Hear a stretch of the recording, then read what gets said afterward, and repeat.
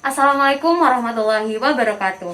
Perkenalkan, saya Fitria Wulandari NIM 18020 dari kelas A 2018. Saya dari Fakultas Keperawatan Universitas Jember. Di sini saya akan melakukan role play terkait dengan menentukan prioritas masalah pada keluarga binaan. Keluarga Tuan S merupakan keluarga yang termasuk dalam keluarga inti, di mana terdapat istrinya yakni Nyonya M yang bekerja sebagai ibu rumah tangga dan mempunyai 2 orang anak perempuan, yakni anak F dan anak M. Tuan S mempunyai penyakit nyeri pinggang. Hal ini dikarenakan pekerjaannya sebagai seorang petani dan pedagang. Assalamualaikum warahmatullahi wabarakatuh. Waalaikumsalam warahmatullahi wabarakatuh. Selamat malam Bapak, Ibu, Adik, apakah sehat? Sehat. Alhamdulillah jika sehat. Sebelumnya perkenalkan, saya Fitria Wulandari. Saya salah satu mahasiswa dari Fakultas Keperawatan Universitas Jember. Di sini saya bermaksud untuk tujuan menentukan prioritas masalah sekaligus scoring Bapak untuk masalah keperawatan ataupun diagnosa keperawatan di keluarga Bapak yang sudah ditentukan kemarin Pak, di minggu kemarin. Masih ingat Bapak sama Ibu tentang diagnosa yang sudah ditentukan kemarin? Ya, Baik. ya. Sebelumnya mungkin kegiatan ini kita lakukan sekitar 8 sampai 10 menit. Apakah Bapak dan Ibu bersedia dan mau meluangkan waktunya? Ya, Baik, jika seperti itu. Sebelumnya ini Bapak dan Ibu, saya akan mereview ulang terkait diagnosa masalah ataupun masalah keperawatan yang ada di keluarga Bapak dan Ibu, yang mana ini sudah dilakukan pengkajian kan sebelumnya. Baik, untuk hal itu kita langsung saja lanjut pada penentuan prioritas masalah di keluarga Bapak dan Ibu. Baik Bapak Ibu, kita menuju untuk penentuan scoring pada diagnosa pertama ya Bapak Ibu. Monggo Bapak dan Ibu bisa agak merapat sedikit. Dimana untuk diagnosa yang pertama ya Bapak, untuk diagnosa pertama ini kan ada nyeri kronis. Nah, nyeri kronis ini itu ada beberapa kriteria Bapak. Itu yang pertama ada sifat masalah, kemudian yang kedua ada kemungkinan masalah dapat diubah, yang ketiga ada kemungkinan masalah itu yang dapat dicegah, dan yang terakhir yaitu menonjolnya masalah tersebut. Untuk prioritas masalah pada diagnosa yang pertama, itu yang pertama ada sifat masalah ya Pak. Untuk sifat masalah ini dari Bapak ataupun Ibu dan adik, ini mau ambil skala berapa Pak? Itu ada skala 1 yang mana keadaan sejahtera, kemudian ada ancaman, dan yang ketiga ini tidak ataupun kurang sehat. Apakah Bapak ataupun Ibu merasa kalau misalkan nyeri yang dialami Bapak itu dalam kondisi tidak sehat ya Bapak Ibu? Atau bagaimana? Atau sebuah ancaman ataupun kurang sehat? Di skala berapa Bapak atau Ibu milihnya? Skala nomor 3 itu aja, Mbak. Ya Bapak bagaimana? Nomor 3. Nomor 3. Ya adik bisa ngikutin ya adik. Ini nomor 3 skalanya yang dipilih sama Bapak. Kemudian untuk kriteria yang kedua yaitu kemungkinan masalah dapat diubah. Nah di sini ada skala tingkat 0, kemudian 1 dan 2. Seperti biasanya juga, ini mau ambil yang mana ya Bapak dan Ibu? Untuk yang 0 itu ada masalah yang tidak dapat diubah. Kemudian kalau 1 itu ya Bapak, masalahnya itu dapat diubah ataupun sebagian. Kemudian yang kedua itu masalah dapat diubah total, seperti itu Pak. Mau milih yang mana Bapak? Kalau misalkan yang kedua ini Pak. Nomor 1.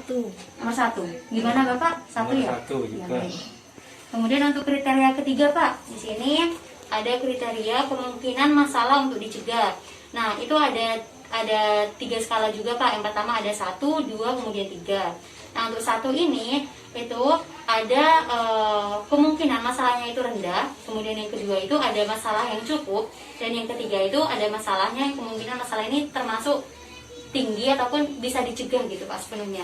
Jadi Bapak sama Ibu mau milih yang mana ini? Antara 1, 2, 3? 3. Gimana Bapak? Nomor 3. Sepertinya dari tadi ini Ibu yang banyak menjawab ya Bapak ya. Iya.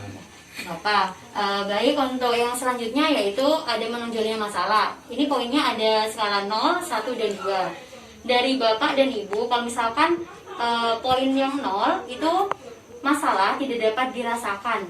Kemudian yang 1 itu adanya masalah tetapi tidak perlu segera ditangani Bapak. Misalkan kayak nyeri, cuman kalau misalkan nyeri yang Bapak alami itu kan ini Pak, hilang timbul gitu ya Pak. Hanya kadang-kadang kalau misalkan Bapak melakukan pekerjaan yang berat. Benar ya Bapak ya?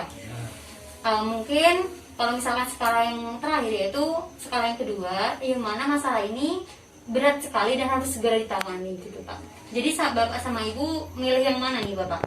Karena ini nyeri, itu pun kalau misalkan nyeri kan memang harus benar-benar ditangani gitu Pak. Bapak dan ibu milih yang mana ini? 1, 0, 1 atau 2? 2. Gimana bapak? 2. Bapak kenapa milih 2 bapak? Soalnya harus segera ditangani ya Pak kalau nyeri ya? Iya. Ya Pak, 2 ya Pak ya? Ya. Nah, baik, kalau misalkan ini nanti di total jumlahnya nih Pak, dari 3, 1, 3, 2, yang mana nanti ini hasil yang Bapak dan Ibu ataupun sekeluarga tentukan nanti akan dibagi nilai terbesar kemudian dikalikan bobot seperti itu Pak. Untuk total prioritas masalah ataupun total bobot dari diagnosa yang pertama yaitu nyeri kronis adalah 4 Bapak. Baik, 4 ya Bapak ya. Kita lanjut untuk menentukan prioritas masalah di diagnosa kedua ya Bapak dan Ibu. Pak bisa dilanjut? Bisa Mbak. Bisa dilanjut. Baik, bisa dilanjut. Baik Bapak, Ibu, kita lanjut untuk menentukan prioritas masalah pada diagnosa yang kedua ya Bapak Ibu. Ya. Untuk diagnosa masalah pada prioritas ini yaitu terkait dengan defisiensi pengetahuan ataupun kurangnya pengetahuan di keluarga Bapak dan Ibu. Untuk prioritas masalahnya, nanti kita menentukannya melalui 4 kriteria yang sama seperti yang sebelumnya. Dimana untuk kriteria yang pertama yaitu ada sifat masalah Bapak Ibu seperti yang tadi. Itu yang pertama ada keadaan sejahtera, kemudian yang kedua yaitu ancaman, kemudian yang ketiga itu tidak atau kurang sehat seperti itu Pak. Jadi dari Bapak ataupun Ibu dan adik ini mau milih yang berapa skalanya Bapak Ibu? Nomor 3. Ya, kenapa Pak milih nomor 3 Pak? Masalahnya saya itu lulusan SD, Pak. Kalau lulusan SD ya seperti yang Bapak jelaskan sebelumnya ya Pak ya. Iya. Saya juga lulusan SMP Mbak. Oh, SMP juga ya Bu ya? Iya. SD dan SMP. Untuk adik masih sekolah ya Bapak Iya. Ibu? Ya baik. Ini milihnya 3 karena dari lulusan Bapak dan Ibu juga ya, dari pendidikan. Kemudian untuk kriteria yang keempat yaitu menonjolnya masalah dari defisiensi pengetahuan ataupun kurangnya pengetahuan di keluarga ini. Ini ada skala 0, 1, dan 2. Untuk 0 sendiri yaitu masalah ini tidak dapat dirasakan sama sekali. Kemudian yang 1 itu ada masalah tetapi tidak perlu segera ditangani seperti itu. Kemudian untuk yang skala yang kedua yaitu ada masalah berat dan harus segera ditangani. Kalau Nomor misal 2. mana Pak? Nomor 2 nih ya Pak? Iya, Ya? nomor 2. Seperti Bapak sudah antusias sekali nih ya Pak ya? Ya. Ya baik, nomor 2. Untuk itu penghitungannya sama seperti yang tadi Bapak. Jadi saya jumlahkan terlebih dahulu ya Pak ya. Ya.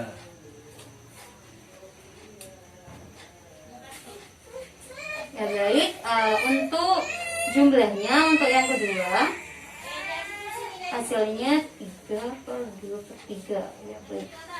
Jadi untuk total dari diagnosa yang pertama ataupun yang kedua itu berbeda Pak. Ada yang tinggi dan juga ada yang rendah. Dimana ini yang paling tinggi skornya yang dipilih dari keluarga Bapak dan Ibu itu di diagnosa yang pertama Bapak Ibu, di diagnosa nyeri kronis.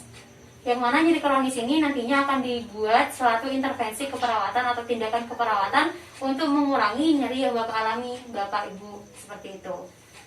Jadi kalau misalkan Bapak dan Ibu sudah bersedia, kita dealkan sekarang gitu Pak. Bagaimana Bapak atau Ibu mau apakah bersedia? Yang mana nyeri kronis ini dapat dijadikan suatu prioritas masalah dan harus segera ditangani seperti itu. Bagaimana Bapak Ibu apakah bersedia? Bersedia, Mbak. Jika seperti itu, saya di sini akan melakukan sebuah intervensi. Namun intervensi ini akan dilakukan minggu depan Bapak Ibu. Jadi untuk saat ini mungkin itu saja yang dapat saya sampaikan untuk kegiatan pada malam hari ini. Sebelumnya saya mohon maaf jika ada kata-kata yang kurang berkenan. Semoga Bapak dan Ibu selalu sehat dan ada juga selalu sehat, nggih. Kita bertemu di minggu depan ya Bapak dan Ibu. Selalu jaga kesehatan dengan menerapkan protokol kesehatan. Baik, mungkin itu saja yang dapat saya sampaikan. Terima kasih. Assalamualaikum warahmatullahi wabarakatuh. Waalaikumsalam warahmatullahi wabarakatuh. Baik, terima kasih telah menyaksikan video roleplay dari saya. Semoga bermanfaat dan wassalamualaikum warahmatullahi wabarakatuh.